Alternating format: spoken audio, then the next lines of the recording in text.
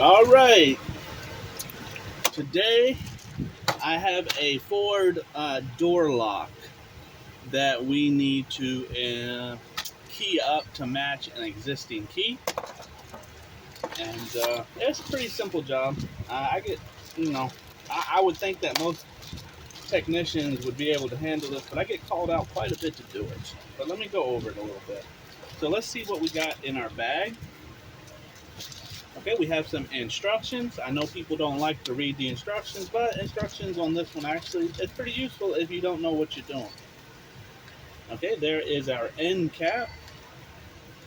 That's going to be our plug. There's our cylinder housing, and here's a little washer. This goes between the back of the, it goes between the lock and the door metal, so it doesn't get damaged. Here we have some grease.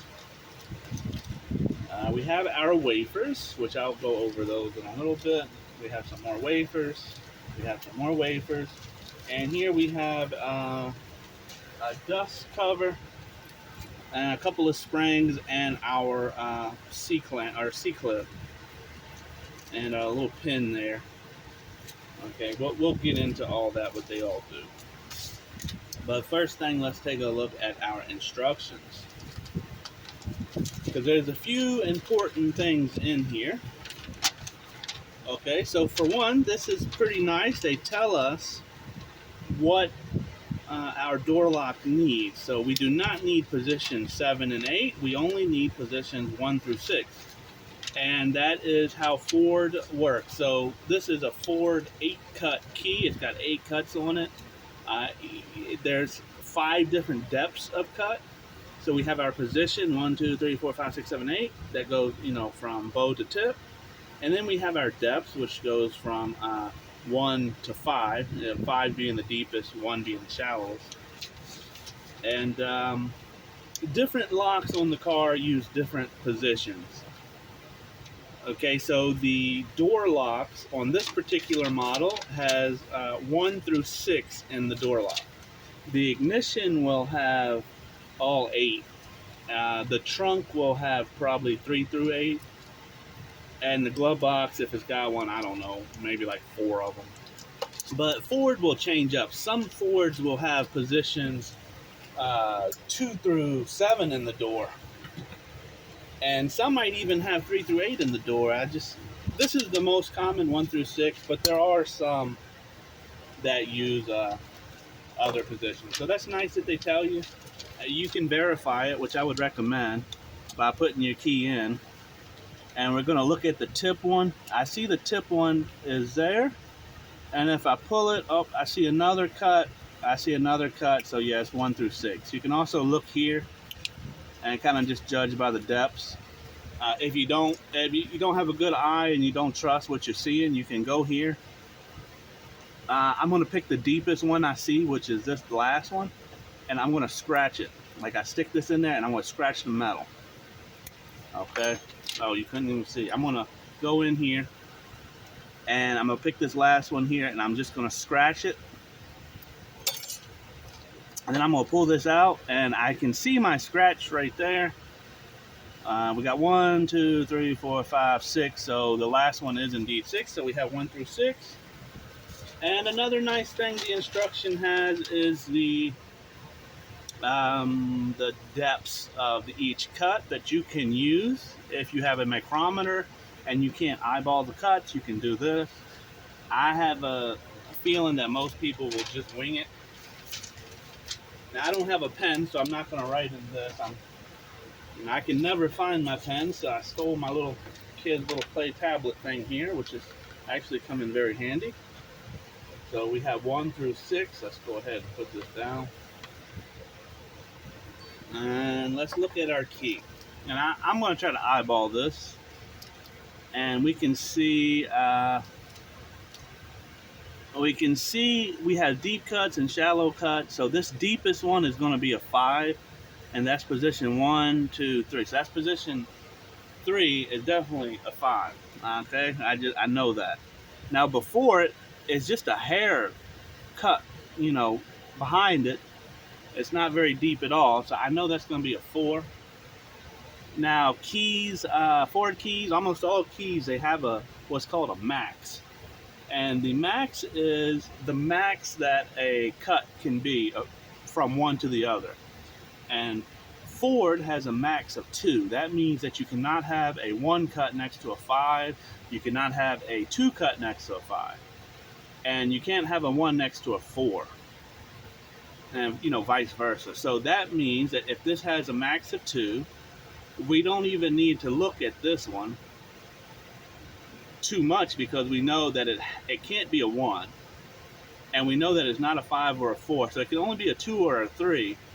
And judging by, the distance between 5 and 4 being very little, but then the distance between this one and this one, it's very safe to assume that this is a 2. Yep. Now our next one, after this 5, you know what? It's deeper than this first one. It's not as deep as the second one. And this is a 5 that we already know. So this can only be a 3. Uh-oh, that's not a 3. What is that? This can only be a 3 because we know it's not a 2, we know it's not a 4, and we know it's not a 5, and we know it can't be a 1. So it's got to be a 3. Now this next one is a hard one to judge because, it's I know it's a 2, okay? I know it's a 2, but sometimes positions like this, even if it's a 1, they'll get worn down on older keys and it will look just like a 2 because a 1 cut really doesn't have much there. And when they're popped up like that, when there's a deeper cut in front of it and a deeper cut behind it, it's just, it's taking all the wear when it inserts through the wafer and through the lock and it's, sliding past all the wafers. It's taking all the wear. It's pushing all the wafers out the way to get where it's going. So it wears more than anything else on the key. Now, if we're looking at this is a 4. These last two are definitely 4s because they match this one, and they're deeper than this one. They're not as deep as this one. They mostly match this one. It's not a 5. So, we know that this has to be a 2 if this is a 4 because of our max rule, right? So we know that's a 4 and this is a 2. So our key, excluding 7 and 8, we do not need 7 and 8, remember?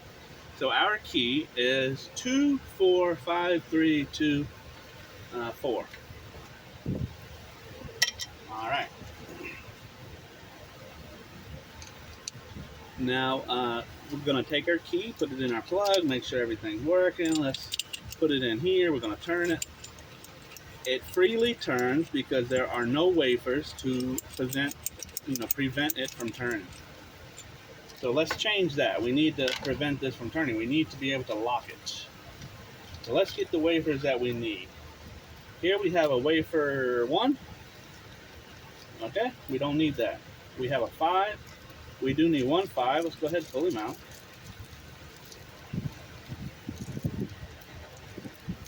Okay, we got a 5. I'm going to put him right there on the 5. Here we have springs. We definitely need those. Now, how many 3s do we have? Just 1 3, huh? They always give you extra because they don't know what, your car will be. So they give you 3 or 4. This one looks like 4. Yeah, 4 of the same thing.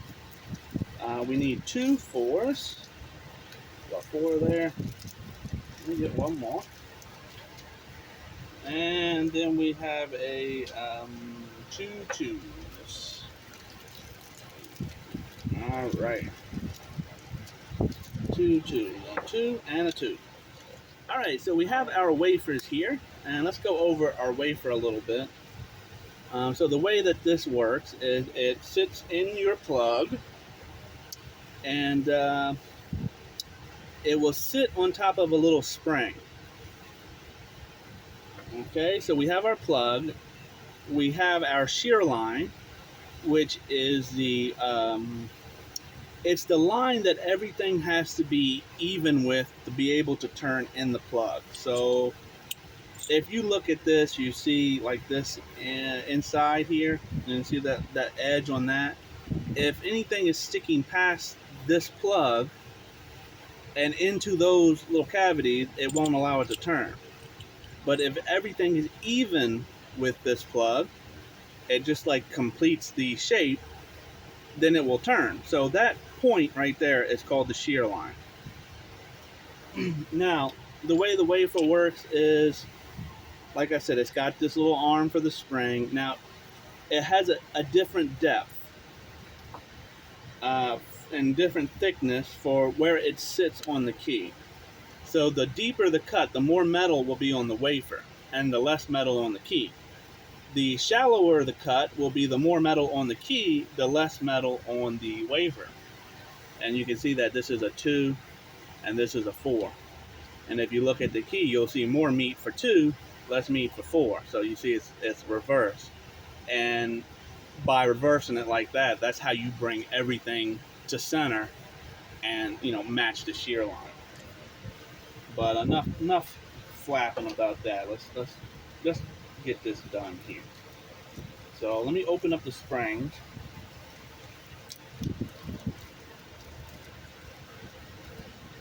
Let's open up all the springs here. That's good ones. Now I'm going to put the spring in first. Let's do the whole top, right? So I'm going to do 2. Well, you know what? As a professional, I would just do all of them and put it together because I already know. But let's say you're not a professional and you're not sure if this is a 2 or a 4 or a 3 or a 1. Let's put a 4 in here and see what happens. Okay, so I put my 4 in and I put my spring in, and you see a little arm, it's going to sit on top of that spring. You might have to wiggle it into position. This will fall out, so you do have to make sure you hold it. Okay, we're going to insert our key and look at that. That is bad news. The wafer is protruding past the shear line. This will not allow it to turn in our cylinder. So I can push it in because I'm pushing it, you know, into the cavity where the wafers sit, but I can't do anything beyond that. Okay, so let's take this back out. We know that that cannot be a 4 because it's not matching the shear line. Okay, you can try a 3 if you want it, if you wasn't sure. And this is where I said most people probably wouldn't check the measurements. They're just going to try one by one until they find the right, you know, the right depth. Okay, so this wafer actually doesn't want to come out by itself. So you might have to pull in, which is good. That means, you know, you're less likely to just drop it. All right, so let's put in our 2, which is the correct wafer. Now let's put our key in. And do you see that? It completely matches our shear line. Okay, now we can put it in, and guess what? Now we can turn it, right? So that is the proper wafer. Now, a 1 or a 3, Ford locks are pretty sloppy. So our 1 or a 3 might actually still turn. That might look like it's sitting perfect, but it might just be like a hair up. And also the wear and tear of your key. Some keys are pretty worn out. Like I said, this last one here is a little bit worn. So this might not sit like perfect with it, but you still have to get it right, because if you don't get it right and you have too many that are just a little bit too off, then it's still not going to turn, or it's not going to turn good. Now I'm going to put all the top side in first. I'm going to put in 2, 4, and 6. Okay, let's go ahead and put in number 4. Position 4, which is a number 3 depth, and let's check it to see if it's right. Okay, got it in. Let's check it. Something's not right. Did I grab the wrong wafer? I don't know. Let's look, because that is definitely not right.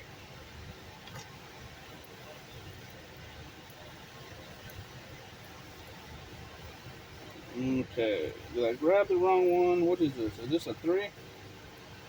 Yeah, that is a 3. What did I do wrong here? So this is 2.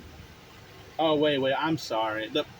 The lock that I was working on earlier, because I had to do a couple of these. The lock I was working on earlier was 2 through 7, and I was having flashbacks. This is 1 through 6, so this is 1, 2, 3.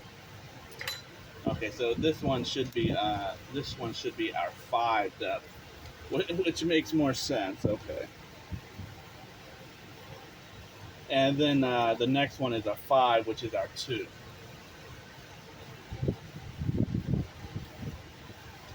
All right, there's our 2. Let's stick her in. And there we go. Everything is as smooth as it can be. That's great. Now we got to work on the back side, or the even side. This will be 2 through 6. Now, this lock is actually holding on to the wafers pretty good, but most locks don't. So go ahead and pinch the 2 wafers. Hold it in place. Now, we don't have any on this side, so let's keep holding them on the bottom. Okay, but show the top. This is very important to do this because most locks will instantly just drop the wafers right out. So just always, anytime you're taking a lock apart or working on a lock, you just make sure you hold in the goodies or you're going to have a bad time. Okay, I'm going to put the springs in. Now we need, if I could pick this up, we need 4, 3. That wafer is not in there. It's stuck on the top. See, that's what these little ridges on the wafer, that's what's holding it in place. But that also means that you kind of got to wiggle them to get them to seat properly, which is okay. And this should be a 4. It is a 4. Let's put it in, wiggle it a little bit, and let's try it. There we go. There is our key and plug. Let's insert it, make sure everything is good. That is very nice. Now we have our cap. We have this rubber piece. Let's see. I want to make sure I know how this rubber piece goes. If it goes on first, I don't know. I don't know what's going on with that rubber piece. It looks like it goes back here, to tell you the truth. It looks like it sits back here. But typically these are for in between the metal, so I'm not sure. I'm gonna just put it here out of my way. I can't remember where it goes. I'm assuming it goes. Usually they have like a little lip right here. I just don't feel like it goes there. I don't know. It seems more like it goes back here, but I didn't take it out, so I'm not sure what it looks like in the door, but something's not right about this thing. Let me just leave it off. That's going to be our cap. This is going to sit like this. Okay, so this is our drain hole, the bottom of our lock. You see that little hole there? That's water gets in, it can drain out. And our cap will have the little cutout to fill that space. So we have to make sure our cap is right. But we're not putting the cap on yet. I'm just trying to figure out what this thing is. The first thing we want to do is actually slap some of this grease on this guy. And I'm just going to go over top of each wafer like this. Okay, just like that.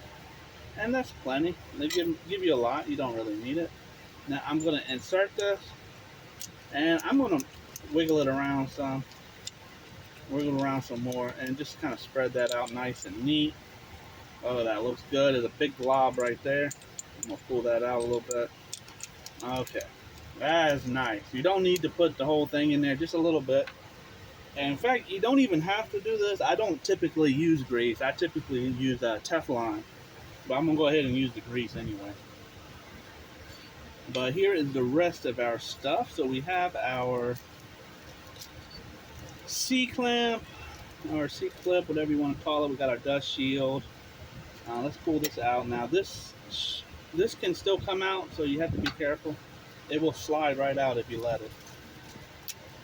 I'm still perplexed as to where that piece goes. I'm just going to leave it off and I'll let the guy who's installing it put it.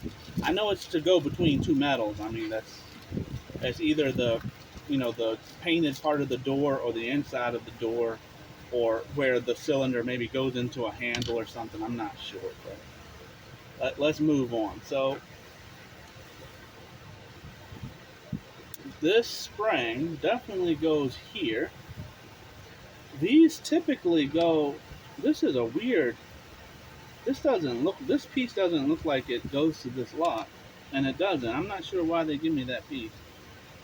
That doesn't go to this lock, and this spring doesn't go to this lock, because the only thing that goes to this lock is this spring and then this dust cover. And this dust cover sits in, if you look at it, you'll see the little prongs for this spring here that puts the door back in place, and you have to make sure you match them up with the little cuts right there. Ooh. Okay, maybe this doesn't go to the lock either, because I know this doesn't. It's just they, you know, when they made the bag, there's some locks that have that. Okay, so there that is. That is that in position? No, you see, it's not fully in position. This little piece right here is too far my way, and it didn't slide all the way in. So let me back it out a little bit and push it in. No, you got to make sure this goes in right. Okay, let's try it again here. The little door, that metal piece was just too far one way. And let me push this side in first.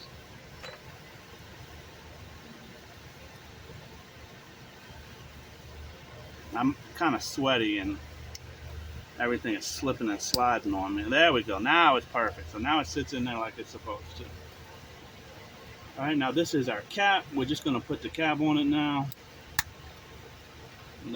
And you're going to take a little punch and a little hammer, and you're going to punch those down. But let's put this C-clamp on first.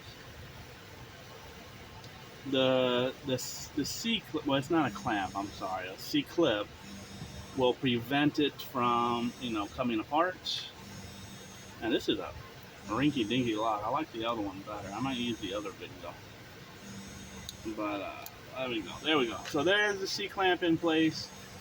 This is still loose. I got to see what's going on with this. And again, this thing right here is not used on this lock. I'm not sure what that is. I guess we could look at the instructions, eh? And if we look at the instructions, you see that piece is not here. This is a completely different plug, actually. This is the other lock I'm working on. Let's check this one. Okay, so that C-clamp they'll have to put back on and take off because they have to put the armature on there. Oh, that's the pin. So we do need that pin. Let's take this back apart then. It's the detent pin. And, you know, you don't have to have it. Like, if you don't want to take this back apart, you don't have to. The detent pin just keeps it feeling nice. Like, when you turn it, it will hold the lock in a nice position for you, and it just don't feel so sloppy. It just kind of makes it feel nicer. We'll go ahead and put it in. We're professionals, so we want to do a professional job. Usually they use balls for the detents stuff. Let me find a better tool to take this off.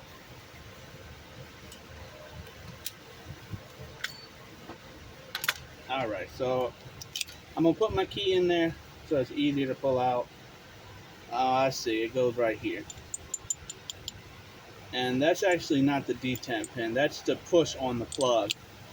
So some plugs, the way that they turn and sit in the lock, they want to be pushed like this. But when you turn it, when you go to turn it, you have to push it a little bit and turn.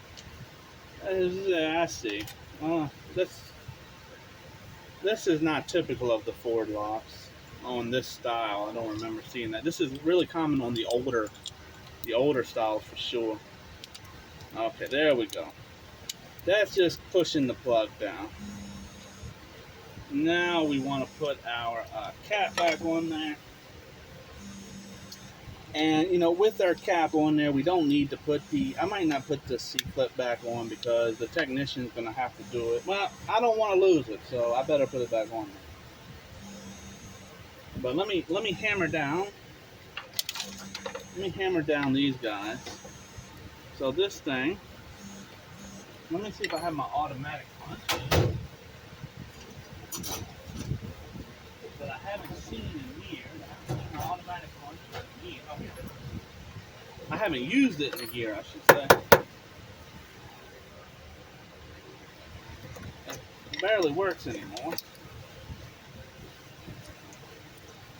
Let me see what's going on here.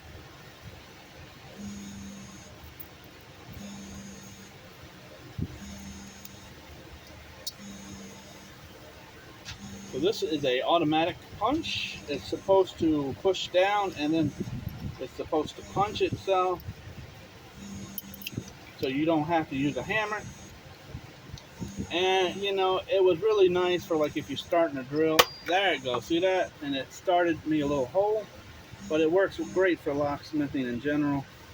We're gonna push this down and let's see if we can't hit this without slipping and punching my finger. And see, now it reset. That's the problem with them. After a while, they stop punching right. There it goes. So it punched it that time.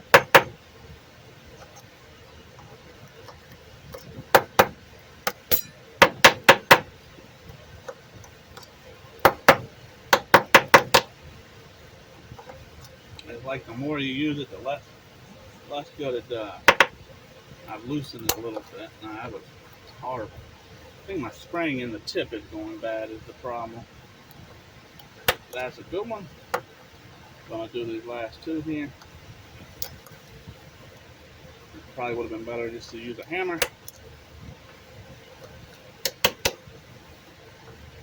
There we go. Close enough. And there you go. There is your fully assembled lock.